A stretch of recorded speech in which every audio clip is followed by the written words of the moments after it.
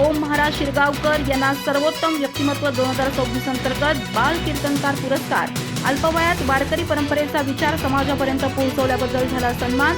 ठाणे इथं झालेल्या पुरस्कार सोहळ्यात अभिनेते दिलीप केदार यांच्या हस्ते गौरव।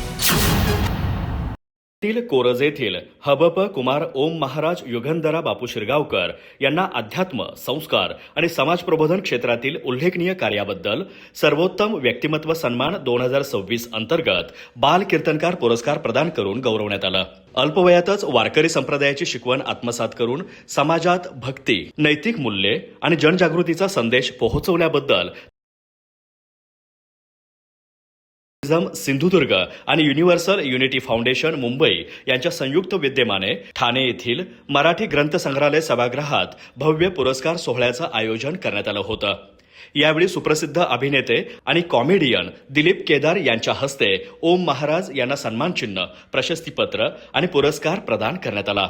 अवघ्या 4 वर्षांच्या कालावधीत वारकरी संप्रदायाचं शिक्षण घेत ओम महाराज यांनी कीर्तन, प्रवचन आणि समाज प्रबोधनाच्या माध्यमातून आध्यात्मिक भक्तीचा प्रसार करण्याचं उल्लेखनीय कार्य केलं आहे। त्यांच्या प्रभावी कीर्तनांमधून संत परंपरेचे विचार, संस्कार मूल्ये, व्यसनमुक्ती, सामाजिक एकोपा आणि मानवतेचा संदेश जनमानसांपर्यंत पोहोचत आहे। त्यांच्या या कार्याची दखल घेत हा प्रतिष्ठेचा पुरस्कार जाहीर करण्यात आला।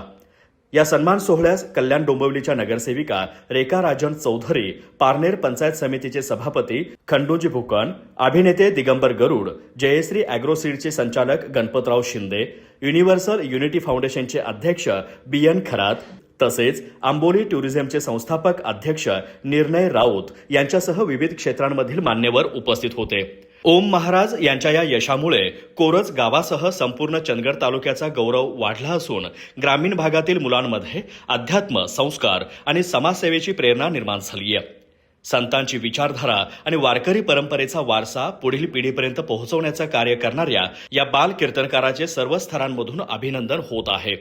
बालवयातच भक्ती, संस्कार आणि समाज प्रबोधनाचा वसा घेतलेल्या ओम महाराज शिरगावकर यांचा हा सन्मान केवळ त्यांचा वैयक्तिक गौरव नसून वारकरी परंपरेतील संस्कार, अध्यात्म आणि समाज प्रबोधनाच्या मूल्यांचाही गौरव असल्याची भावना उपस्थित मान्यवरांनी व्यक्त केली। अधिक माहिती आणि ताज्या घडामोडींसाठी आजच आमचे चॅनल सबस्क्राईब करा।